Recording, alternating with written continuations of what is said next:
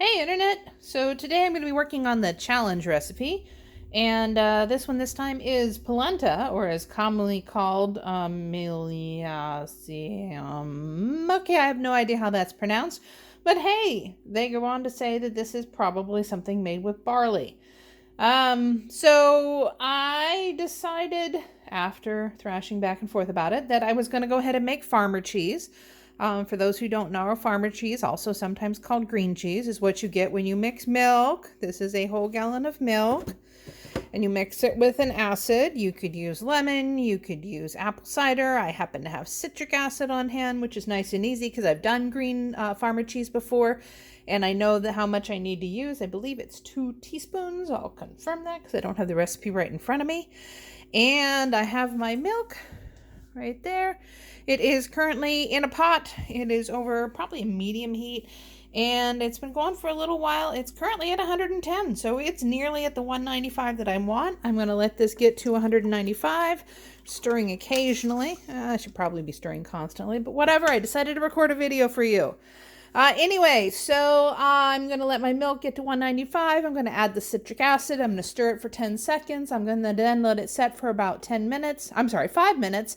And then I'm going to strain it in my cheesecloth and let it hang to get all the whey out of it. Then, when that is done, I will use the product of that process, which seems really fantastically difficult, but whatever, I'm doing the thing. And I am going to use the green cheese, combine that with eggs and sugar and barley. The only barley I had was some pearl barley, which is not entirely correct because it's barley with all the good stuff rubbed off of it, but it's what I have in my cupboard. So I'm going to take this pearl barley, I'm going to run it through a bullet blender and see if I can turn it into barley meal. We'll see how that works out. I'm going to combine all of this together in a grease dish, which I'm going to grease with a little bit of butter. I'm going to put that in the oven and bake it for a while. I haven't figured out how much yet, but I'm sure I'll figure that out.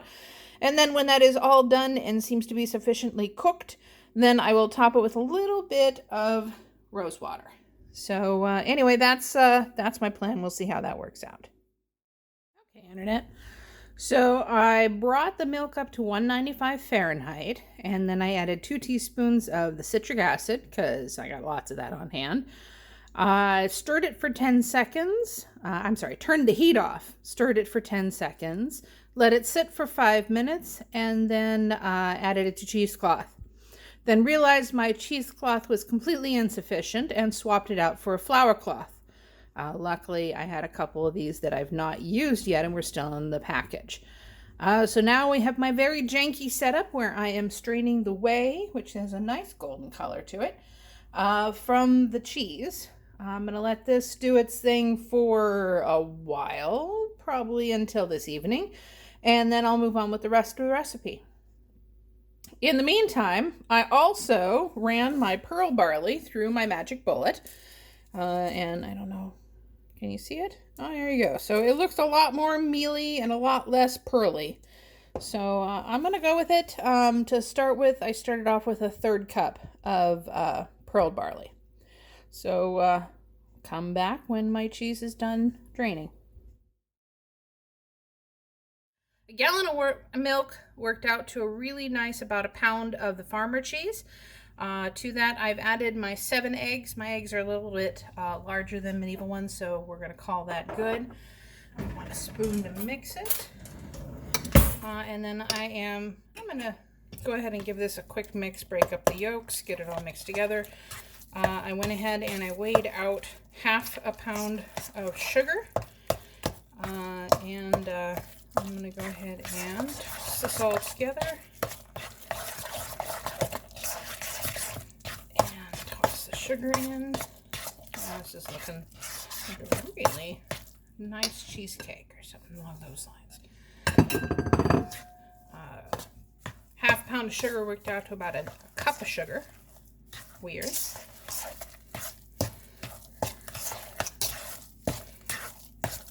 And then I'm going to add also my meal. This is about a 1/3 cup before I ran it through the blender. It's probably about the same amount, maybe a little less. It's got a nice smell to it, just a nice grainy smell. Give this a nice mix. Dump this into my already greased pan. Of course, now I need a different tool. Oh, it's sliding right out of there. Oh, that came out nicely. There we go. Give it a little mix in the bowl. Gonna put this in the oven. I'm gonna try 350 and start with, I don't know. Actually, I take it back. I'm going to do 325. I'm afraid if I cook it too hot that the greens won't get cooked enough. So I'm going to do 325 and start at 30 minutes. Try a spoonful there and see how it is. So we'll come back later. Okay, Internet. So this has been in the oven at 325 for 30 minutes. It looks good. It looks like it's setting up around the outside edge, but if I give it a jiggle, you can see I got a lot more wiggle in the middle than I really want. I gave it a quick taste test right here on the corner.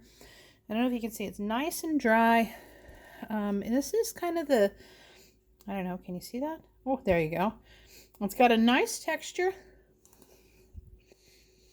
The barley is still a little hard, so I think I'm going to give it another, let's go for 15 minutes and I'll check it again. So I'll see you in a bit. Okay, Internet, here we are 15 minutes later. This is now 45 minutes in the oven. It's a little bit harder in the middle.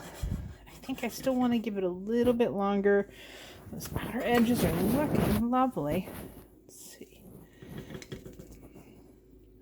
Oh, so if you can see, got a little teeny tiny bit of golden brown on there. You can definitely see the grains in there.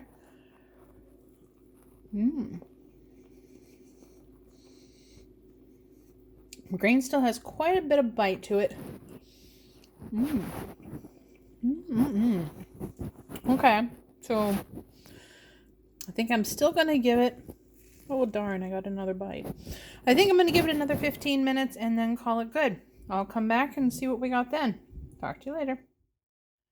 Well, all right, Internet, so here we go. It looks honestly a lot like cornbread, which, you know, considering the recipe is polenta, I think is a fabulous plan. It's probably a little bit thicker than it ought to be if I was doing from just polenta. Tasting, I'll go for another corner, one I haven't gotten into yet. So it definitely has a consistency along the lines of cornbread. Oh, let's see, come here. Oh, that does not suck. You know what sucks? It sucks being on the internet and not being able to taste this. Oh my god. Okay, so I'm going to call this done. It's set in the middle. It's pretty fabulous. And I'm pretty sure all I'm supposed to do with this is splash it with some rose water and some sugar, and it is done. I might actually make it to a plate. We'll see. All right, Internet, so here's what we have. And a husband who is always fun. We love you, honey. So, this is polenta. I did not sprinkle yours with rose water. Okay. I figured you would be okay with that. And I did not sprinkle it with additional sugar. Is it supposed to have additional sugar? No, it says add sugar and rose water. So if you get one, you get the other.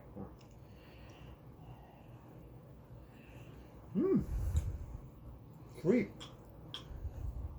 It's like regular polenta. No, it's not like regular polenta. It's medieval polenta. This is like dessert polenta. Yeah, desert polenta is true. So this Horrible. Oh, it's horrible. Don't do it. Never again. No. Definitely. Bring me a pan. Nobody should come over to our house and have some. Nope. Definitely not. Stay away from my house. It's a quarantine. Go away. All right. That's nice. All right, so I made up a dish for myself. I did put a little bit of rose water on it and a little sprinkle of sugar. I'm not sure the sugar is really necessary. It's a super, super sweet thing to begin with. The consistency is somewhere between cornbread and pudding. It's very lovely. Nice texture. This would be sort of probably a really great breakfast item. So I'm going to call it a win. Probably would make it again.